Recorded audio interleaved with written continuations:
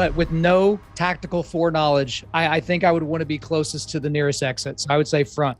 Well, you're not wrong. But the answer is choose towards the rear. And mainly the philosophy of the theory behind that is that the rear of the aircraft actually tends to stay more intact if there's ever an issue.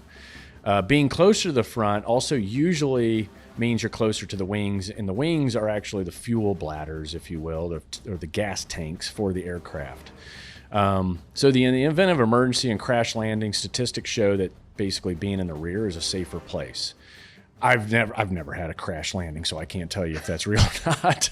Well, all I know is I'm 0 for 1. Sorry, Jesus. I didn't mean to bring you down like that, but okay, we can keep it going. But that's okay. You can make up for it, all right? You can make up for it, right? You can ask for forgiveness or something like that. Of course, right. So they say. So you grab a seat in the rear, and the plane takes off. You take out your laptop, you're doing some last minute work, and while in the air, you start to feel extreme turbulence, right? The plane makes an announcement that the sandwiches that were brought to you in the in-flight meal will not be served due to extreme turbulence, okay? So no sandwiches for you. And everybody needs to make sure they got their seatbelts fastened, okay? So the pilot definitely sounds nervous, by the way, okay? Mm-hmm. So do you A, tighten your seatbelt and keep working, or B, tighten your seatbelt and go ahead and get everything put away? I would tighten my seatbelt and go ahead and put everything away. I want to make sure I can respond as quickly as possible if need be. That's right. We're starting out light here. Trust me, it's going to get tougher. Yeah, great. So yes, that is correct. Given the roughness, the turbulence, and the nervousness of the voice, I've had my laptop out and continue watching movies in extreme turbulence. So, and I've noticed others that travel a lot do the same. It's like, oh yeah, no big deal. But yeah, you sensed enough to where you're like, I'm putting everything away and, preparing for impact just in case. You got everything put away, and lucky for you, you are prepared for worst case scenario, because right when you get everything tucked away, you hear come over the PA system, everybody brace for impact. Okay. So you do brace, right? And now the plane has, basically hit the side of a mountain. And you kind of come out of it. There's probably a little bit of snow falling through the crack in the top of the plane, and you're still breathing. So, A, do you get the hell away from the plane as quickly as possible, or B, stay put and assess? I would probably want to get away from the plane as quickly as possible, just because obviously not knowing exactly where the gasoline is, or is that the worst to come was the impact, or is there some fiery furnace coming to my front door? I'm probably going to try to get out of that thing. That's right. You need to get away from the crash as quickly as possible. Fuel, right? Fumes. We know that, you can already assume that electrical systems may be throwing sparks, or you just don't know enough to be sitting there and assessing the situation for very long. That's for damn sure. And they say that about 30% of the people who survive a plane crash end up dying after the crash from smoke, fire, and fuel inhalation. So you want to just get out of there and save your lungs. So you get out. You're about 250 feet away. When you feel pain, you look down, you realize that you've got a broken right arm, okay? And this isn't unusual. Adrenaline, man, you don't feel anything, right? It's the best chemical on the planet. It's a compound fracture, right? Meaning you can see the bones sticking out, and you're bleeding pretty bad. So do you A, go back to the wreckage for supplies, or B, just address the injury and the bleeding right then and there? You really need to address the bleeding right then and there, because if you spend too much time traveling, again, you're 250 feet away, but you're probably at altitude. You're probably not ready for altitude, and your body's not used to it. So the amount of blood you're going to lose on the way back to the plane could be substantial, and you may not even need to make it for supplies at that point. So I would try to address it immediately. Yeah, exactly. That is correct. I mean, it's real simple. You have to address the threat. If the threat is of bleeding or broken bones, then you have to address it immediately in order to increase survivability. It's not the kind of thing you want to wait on. So you address the wound, you do a good job, and you temporarily stabilize everything else the best you can. So do you A, sit down and wait for someone to come help you, or B, now approach the wreckage with caution and see if you can retrieve any supplies. Yeah, you got to go back and retrieve supplies at that point, because it's kind of like what we were talking about earlier. If you just sit down and wait for help, that's a plan made with hope. And I don't really want to put my faith in that kind of a plan. Yeah, that's right. That's right. Hope is not a plan. So yeah, you're smart. You go, the plane is engulfed in flames. It might be a little bit dangerous to approach, but since you see the smoke and no fire, you approach with caution in the areas in which you can. And luckily for you, you find a flare gun, you find some food items. And next thing you know, about 50 feet away, you spot a black bear. Okay?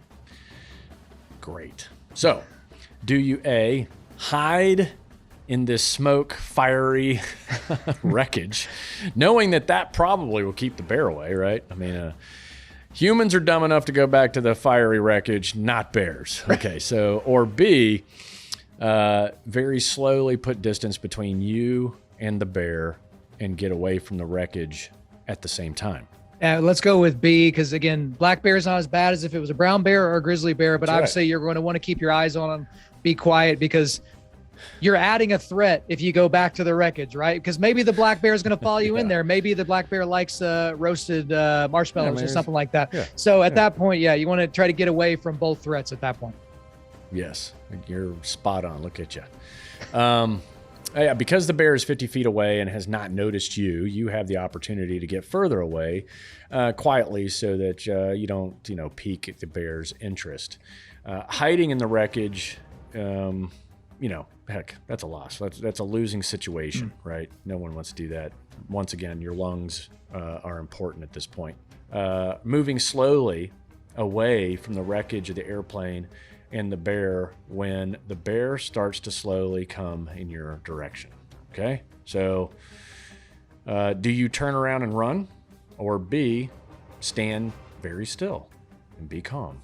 Stand still and be calm. My limited knowledge of how to interact with bears is no matter the breed of bear, don't take off running, because they are 100% faster than you. So at that point, I would still keep the issue in front of me, and I would just try to stay calm, because for all I know, the bear didn't see me and doesn't realize he's walking towards a potential lunch item. That's right. That's right. And it doesn't matter if it's man or bear. There's this thing called the mammalian reflex, mammals.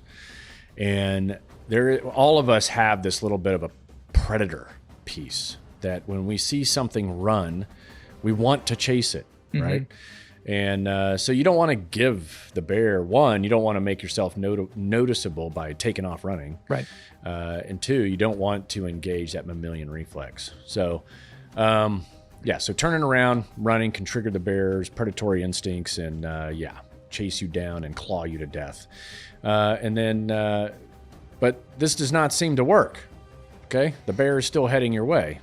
Luckily, the bear is not charging you yet. So, do you A, get loud and get big, right? Or B, stay quiet and see what the bear does next?